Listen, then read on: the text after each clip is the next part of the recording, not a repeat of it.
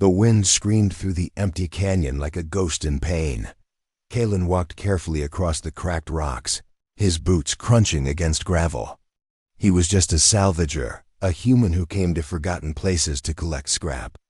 It was not a noble job, but it was honest. Most days were quiet, lonely, boring.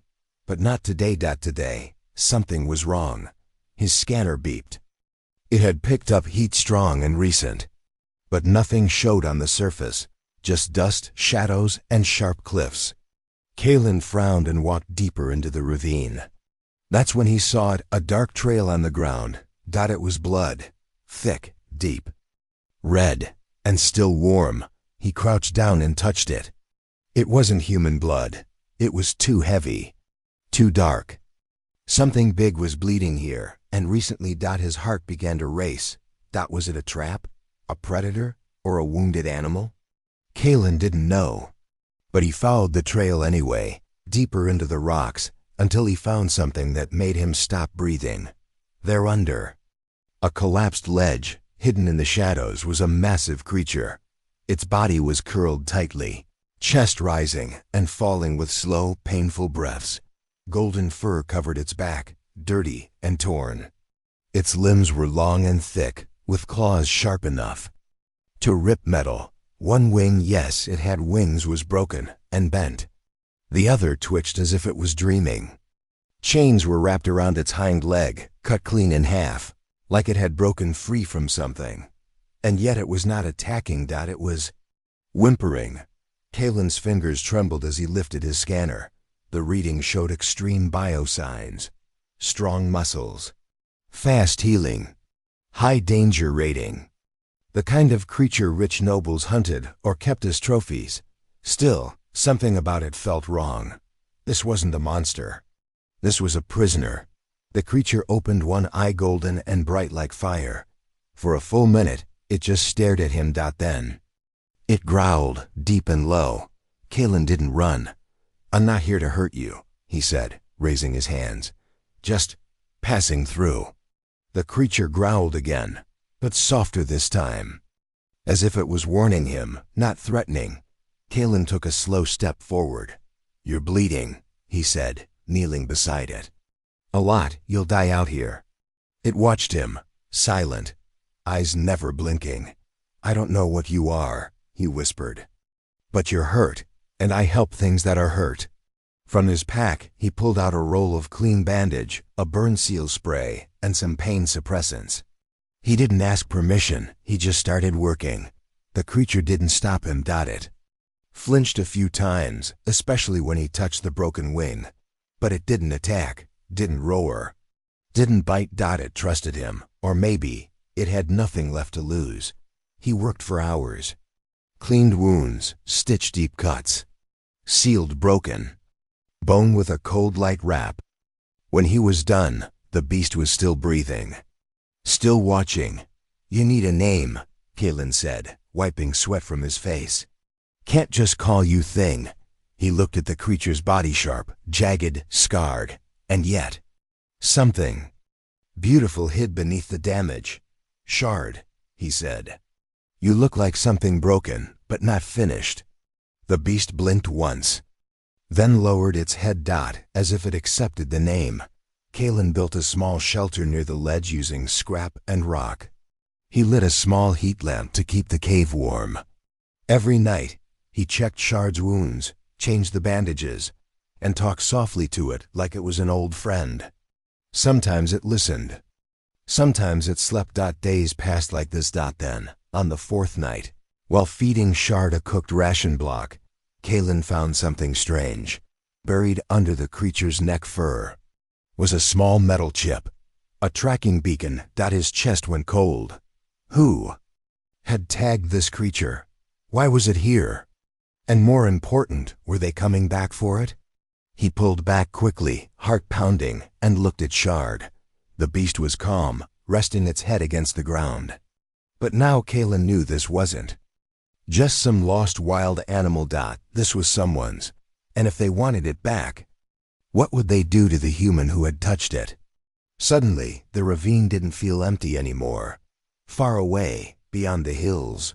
A signal beeped in a forgotten control tower, and somewhere high above, in a silver palace of glass and gold, a tall figure looked at a glowing screen and smiled. "My pet still breathes," the Baroness said softly, "but someone has stolen it." A human. She stood slowly, her dark robe shimmering with blue crystals. Then the thief must be found.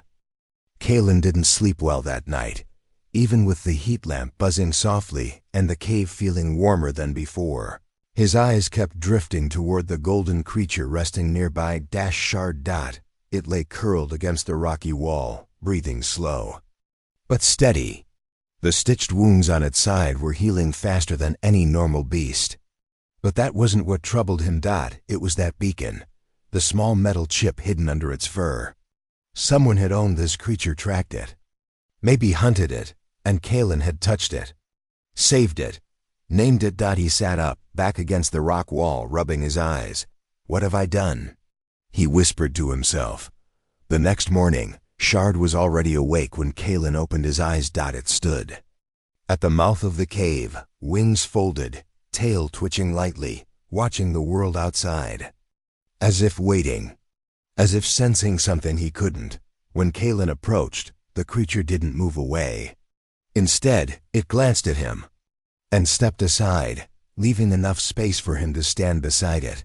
They both looked out over the canyon together. In that moment, Kalen felt something strange, like a pressure behind his eyes, a whisper in his mind. Not words, but a feeling. "Thank you." It vanished quickly. Maybe it was his imagination, but when he looked at Shard again, the beast was staring straight at him, almost like it understood. Over the next few days, a quiet routine formed between them. Kalen would go out each morning to gather supplies: scrap metal, food packs, clean water from the cliff streams. Shard never followed, but when he returned, the creature was always there, waiting, watching. Sometimes it would sniff at his jacket. Sometimes it would nudge his hand with its snout, as if checking he was still the same. One evening, as Kalen read from an old war journal he found in a junk pile, Shard moved closer. The beast's large body settled beside him, warm and heavy, like a sleeping furnace. Kalen froze, but it didn't attack, didn't growl, just listened. Miles away, in the floating palace of Velmern, the Baroness stood before a tall mirror of obsidian. Her hair was braided with silver rings. Her eyes were cold, violet, and sharp. Her fingers tapped slowly against her armrest as she stared at the pulsing red dot on a screen nearby. Her pet, her weapon, was a live dot, and now it had bonded with a human. "Unacceptable," she said softly. Behind her, an alien servant bowed low. "Shall I alert the trackers, my lady?"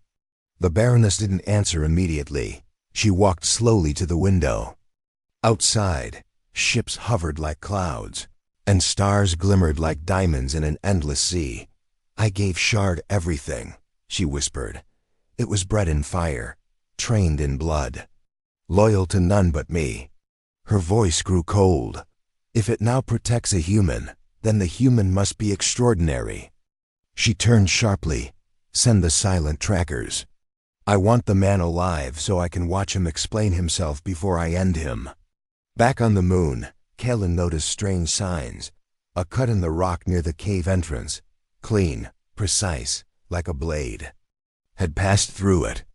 A pile of food packets he buried was suddenly unearthed. Footprints, not his, disappeared after a few feet, like someone had landed, moved, then vanished. Kalen felt the weight of eyes on him. And Shard. Shard had started sleeping with its body curled protectively around him. That night, as a storm howled outside, Kalen had a dream. He stood in a vast arena. Crowds roared around him. In front of him, Shard chained, beaten, forced to fight against machines and monsters. He tried to run forward, to help, but his feet wouldn't move. Then a voice, cold and cruel. "You think kindness can erase what I made it become?" He turned.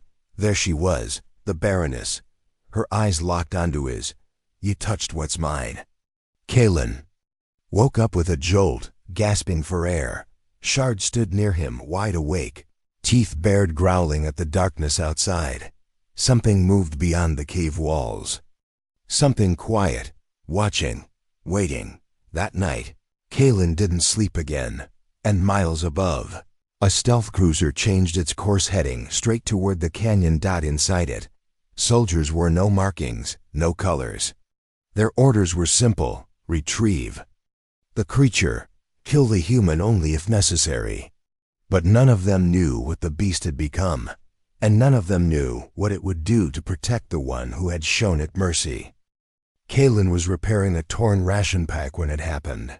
A sharp sound, like metal cutting air. Then a crash.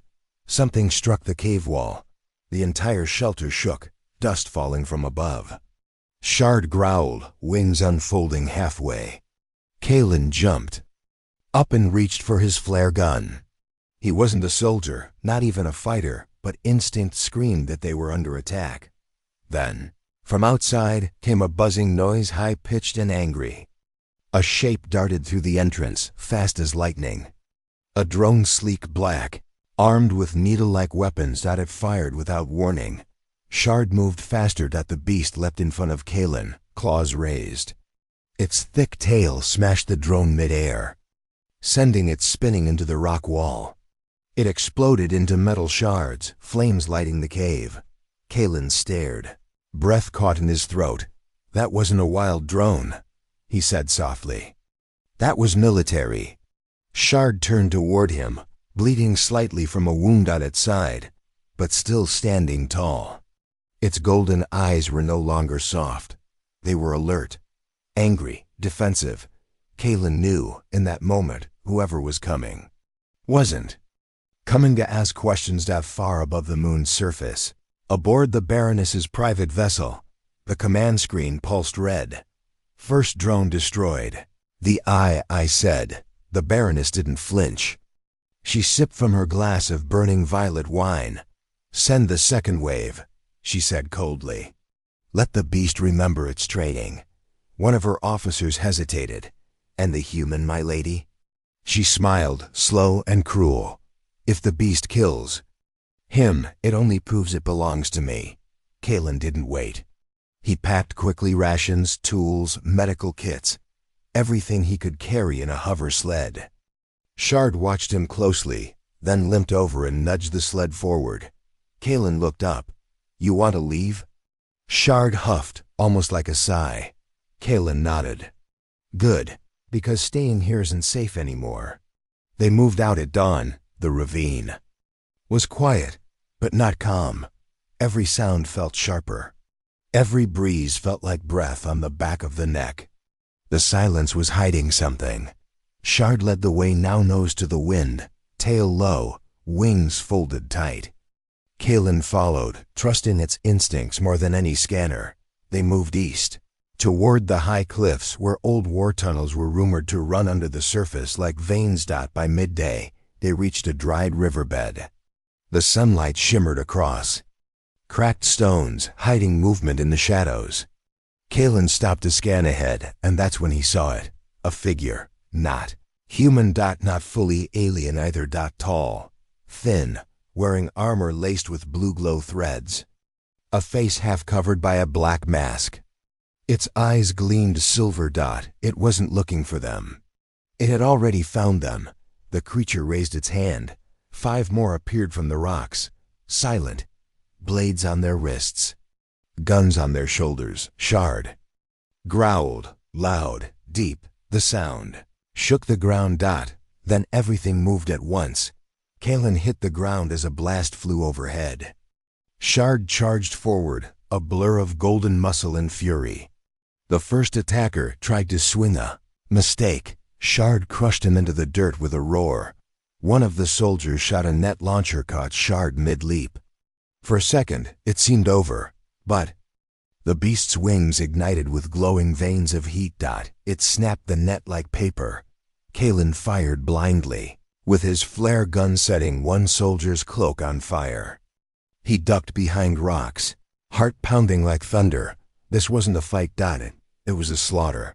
Shard moved like a storm, silent, sharp, unstoppable. In seconds, only one soldier remained, and it wasn't moving. Breathing hard, Kalen crawled over.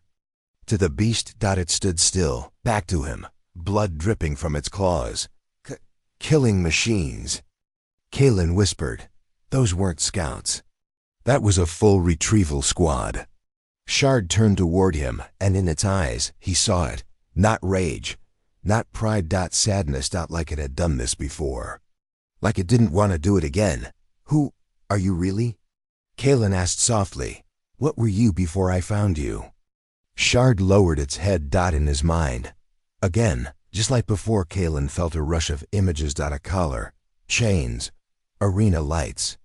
The Baroness's cold smile, 100 voices screaming. Blood on the sand, and one word, weapon. Later, as they moved through a narrow canyon trail, Kalen spoke again. "You're not a weapon," he said. "Not anymore."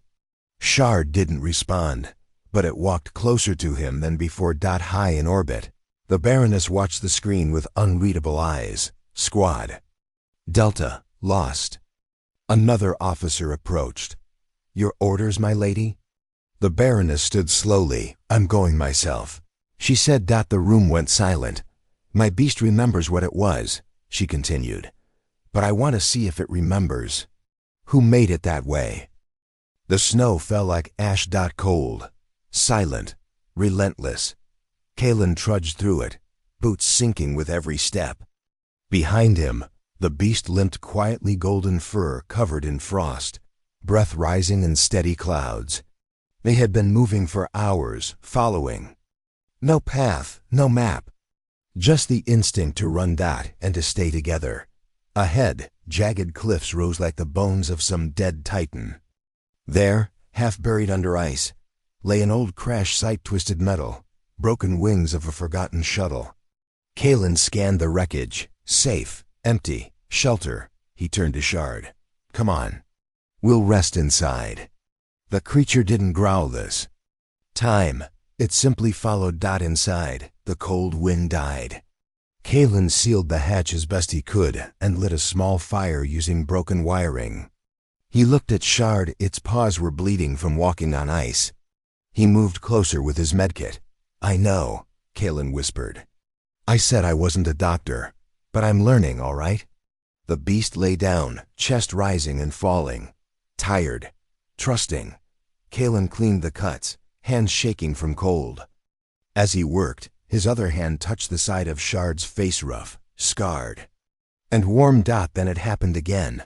A memory not his own. Fire, screams, a cage of light. Shard smaller, younger, surrounded by nobles laughing from their sky balconies. The Baroness stood high above, watching with a cruel smile. "Kill," she said through a voice implant. "Or I will make you beg for death," Shard roared. Not from rage, from heartbreak. Kalen gasped as the memory ended. His hand dropped. "You weren't always like this," he said quietly. "You were made into it." Shard opened its golden eyes and stared. For a long moment, Kalen and the beast simply sat in silence, the firelight flickering between them. Then Shard moved, slowly, carefully. It laid its head on Kalen's lap. Kalen's heart stopped. Not in fear, in awe. This was no wild animal. This was someone trying to remember what it felt like to be safe. The next few days passed in a rhythm neither had expected. They traveled through frozen valleys. Kalen spoke more, mostly, just to break the silence, about Earth, about his brother, about why he left. Shard didn't speak, but it listened. Always listened. And when danger came again, it didn't hesitate. One morning, a scouting drone hovered into view, silent, hidden in the trees. Kalen saw it first, but too late. It charged a plasma burst. Shard moved like lightning, smashing through the ice and snow, leaping straight into the air. Its claws caught the drone and tore it apart in one brutal swipe. Metal fell like rain. The explosion lit the snow field. Shard landed with a heavy thud. Panting, its side bleeding again, Kalen ran to it. "You idiot," he whispered. "You saved me again." He reached up, pressed his forehead against the beast's skull. "Why do you keep risking everything for me?" In his mind, soft, faint, and emotion answered, "Because you didn't run." Somewhere far above, on a palace ship drifting through blue clouds, the Baroness stood in front of a projection. Her pet, her creation, was still alive, still killing, but now protecting someone else. She narrowed her eyes. "What have you become?" she asked the screen. One of her hunters stepped forward. "We should deploy another strike team." "No," she said sharply. She turned, walking across her private hall lined with trophies. Alien teeth, scarred helmets, a broken collar. "That once belonged to a beast that refused to kneel. I'm going myself." The room fell silent. "Prepare my descent pod," she said. The hunter bowed. "And if the human refuses to surrender the beast?" Her voice was cold as ice. "Then I'll remind him why it was never his to begin with." Back on the moon, Kalen and Shard approached a frozen bridge of ancient stone. They were close now to the hidden tunnels under the Kaltari Mountains, safe places where scanners couldn't reach. Shard stopped, looked up. Kalen followed its gaze. The sky above was too quiet, too still, as if something was coming. "Do you feel it too?" Kalen whispered. Shard didn't move. Then slowly, the beast stepped forward and turned around. It nudged Kalen's shoulder. Not a warning, a promise. "I'm not leaving you either," Kalen whispered. "No matter what's coming."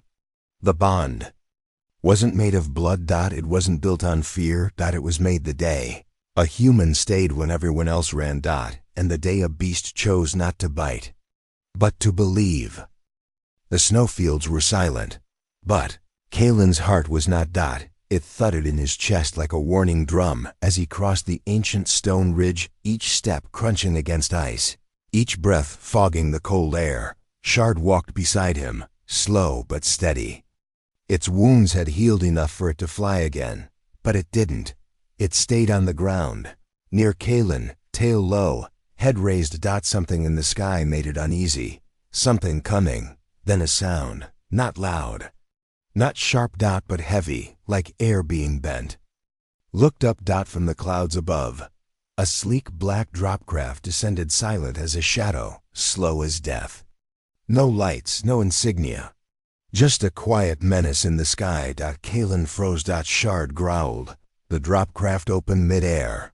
From its center, a long platform extended, lowering toward the snowy cliff, and on that platform stood a figure wrapped in obsidian. Silk, face uncovered, eyes cold as crystal. The Baroness. Kalen's breath caught. He had expected armor, weapons, maybe a squad of soldiers, but no, she came alone. That meant one thing. She didn't need anyone else. Shard stiffened beside him. Its breath grew shallow. Tail snapped low. It took a step forward, then stopped, uncertain. Kalen stepped in front of it. The Baroness landed. She stepped off the platform with the grace of someone who had never known fear. Her boots barely crunched in the snow. She stopped only 10 feet away from them and folded her hands behind her back. Her voice was soft, but it carried like thunder. "You fed it." Kalen said nothing. "You healed it." Still nothing. "You named it." Finally Kalen spoke. "His name is Shard." She blinked. Just once, then looked at the beast. "Do you answer to that now?" She said to it, "After everything I gave you? Everything I made you into?" Shard growled, but didn't attack. Its body trembled, not from fear, but from confusion. Something old and painful was stirring. Kalen glanced at Shard, then stepped forward. "I don't know what you did to him," he said, "but he's not your property anymore." She turned, her gaze to him. Her violet eyes glowed faintly in the cold light. "I raised that creature from the egg. I trained it in the art of war. When it disobeyed, I broke its bones and rebuilt them stronger. I shaped it into a blade. And you turned my blade into a pet?" Kalen clenched his fists. No, I gave him a choice. There was silence. Then she drew a thin rod from her side. It snapped open into a glowing whip. I wonder, she whispered, if it remembers the pain. She lashed it through the air crack. Shard flinched. Kaelin shouted, "No!" The Baroness stepped forward. "Submit," she commanded, voice-like. "Ice, kneel." Shard trembled. Its claws dug into the snow. Breathing rapid, legs shaking. Torn between two commands, one from the past and one from the present. Kaelin didn't move. Instead, he stepped back, looked at Shard with calm eyes, and said, "You don't have to fight. Not for her, not for me. Just decide who you are." The Baroness raised the whip again. Last chance. She snarled, "Obey me, or watch him burn." Shard stood frozen. The wind howled dot, then dash something changed. Its wings unfolded slowly. Light pulsed beneath its fur. The scars across its body shimmered gold. Shard raised its head, tall, defiant, and then it roared, louder than thunder, deeper than stone. The whip cracked again, but this time Shard caught it in its teeth and yanked. The Baroness stumbled, her eyes wide with fury. Before she could react, Kaelin rushed forward, tackling her to the ground. The whip slid across the snow, useless dot. She hissed and struck him, but he didn't fight back. He only looked at her and said, "You lost the right to call him yours the moment you left him to die." Shard stood over them now, eyes glowing. But it didn't strike her dot. It looked at her dot and walked away. The Baroness sat up in the snow, her face pale, breath shaking. She looked at the beast, then at the human beside her.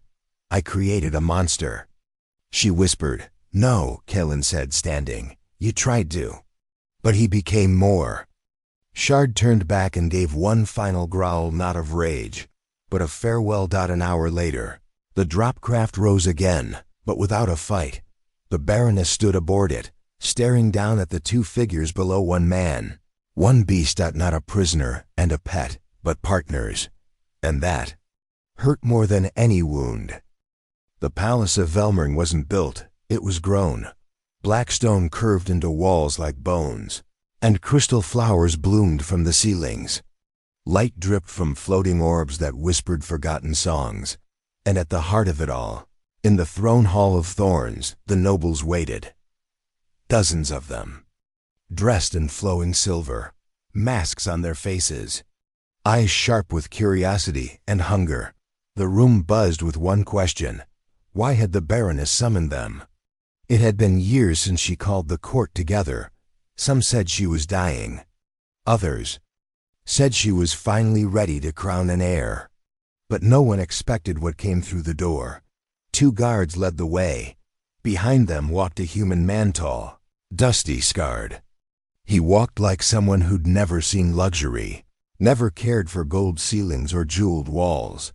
And beside him, the beast. Shard walked slowly, wings tucked tight, head lowered but proud. Its golden fur shimmered under the glass roof. Gasps filled the room. Whispers turned to panic. A few nobles stepped back in fear. The war pet lives. It's supposed to be dead. Did she truly lose control of it?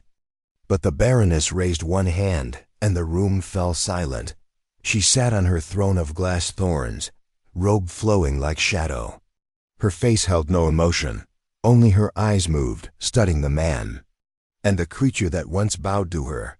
Kaelin stood firm. Shard stayed beside him, calm and alert. He didn't speak. He waited. The Baroness rose. "This is Kaelin of Earth," she said, her voice smooth but sharp. "A salvager. A wanderer. A nobody." Gasps again, eyes rolled. Whispers like smoke. "And yet," she continued, stepping down the throne, "he did what none of my generals could.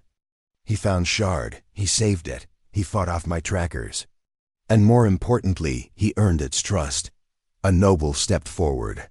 "With respect, my lady, this beast was created by your will. It bears your brand." The Baroness nodded. "Yes, it was mine." She turned to Shard. But it isn't anymore. The hall froze. Her words cracked through the silence like thunder. I left it to die, she said plainly. Because I thought a weapon that disobeyed once would always be broken. I was wrong. She faced the crowd now, voice louder, stronger.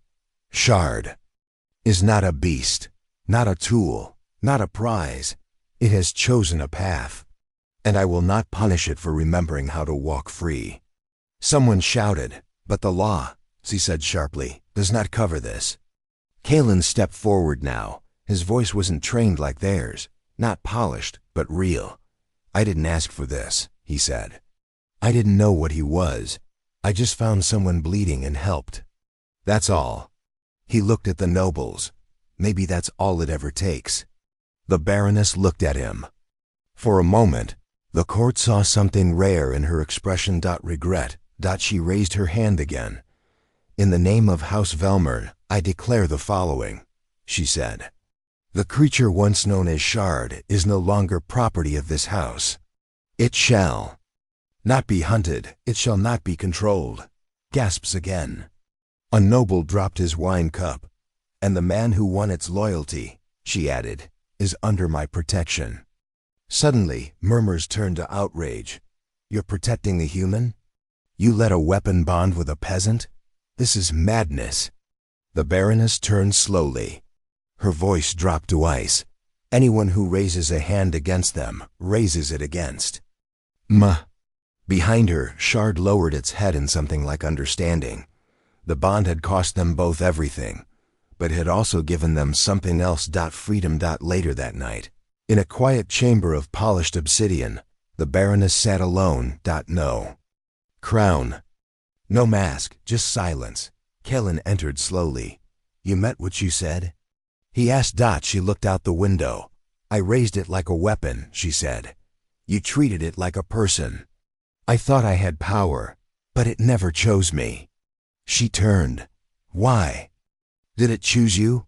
Kalen looked down. Maybe because I didn't ask it to. Outside, Shard waited by the gardens, looking up at the stars. Not a pet, not a slave, just free. The garden behind the Palace of Thorns was quiet. The nobles never walked here. It was where the Baroness kept things she didn't want others to see. Old weapons, broken statues, a stone bench carved in the shape of wings. Tonight, under a sky full of stars, Kalen stood beside Shard near that same bench. His coat was torn, boots stained with snow and dried blood. Yet somehow he looked more like a prince than the polished nobles inside. And Shard once feared, once caged, sat calmly beside him, golden fur glowing faintly under the moonlight. The war was over. But the story wasn't finished. Not yet. The sound of soft footsteps reached them. The Baroness appeared, wrapped in a simple dark cloak. No crown, no armor, no guards, just herself. She stepped a few feet away, her eyes drifting from the human to the creature she once called hers. You're leaving, she said quietly. Kalen nodded. The tunnels under Kaltari stretch for miles. There are routes even your sensors can't follow. We'll disappear. A silence passed. You don't have to run, she added. Kalen looked at her. Don't we? The Baroness moved closer, slowly, carefully, like she didn't want to startle Shard. But the beast didn't growl. It only watched her with calm, deep eyes. She lowered herself onto the bench. I've ruled this house for 30 years, she said. I've fought empires, poisoned kings, tamed creatures bred to kill gods. But I never thought the thing to break my grip would be kindness. Her voice cracked slightly. I don't know what that makes me. Kalen didn't answer. Instead, he sat down too. The air between them was cold, but no longer tense. I didn't come here to change your world, he said. But he did change mine. Shard stood and moved toward the Baroness. She tensed, but didn't flinch. The beast lowered its head and pressed it gently into her hand. And in that moment, her mask shattered. A single tear slipped down her cheek. I left you, she whispered to it. I told them to leave you behind because you were weak. Shard didn't look away, and she whispered again, I was wrong. She stood now, taller than before, not just in height, but in truth. You're both free to go, she said. No.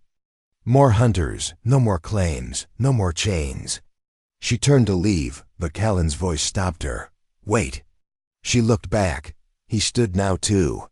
I don't want protection, he said. Or favors, but I think you owe him something. The Baroness tilted her head. What? Callan stepped forward. A name, his own name, not a command, not a title, just something real. The Baroness looked at the beast again. Memories flashed across her eyes, battles, victories, blood.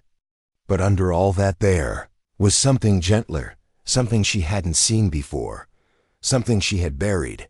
She placed her hand on Shard's forehead, and she whispered, Kale. Callan blinked. What does it mean?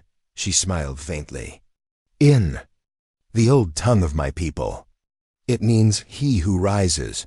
The next morning, the gates of the palace opened. For the first time in history, a beast walked out beside a man. No chains. No guards. No fear. And behind them, at the highest window of the palace, the Baroness stood alone, watching them disappear into the mists. She didn't cry, but she didn't smile either. She simply stood, still like a statue carved by regret. And maybe something like peace.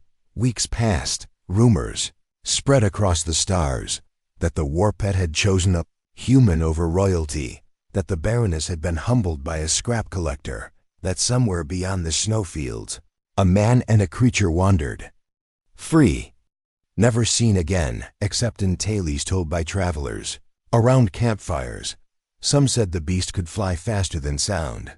Some said it understood human speech.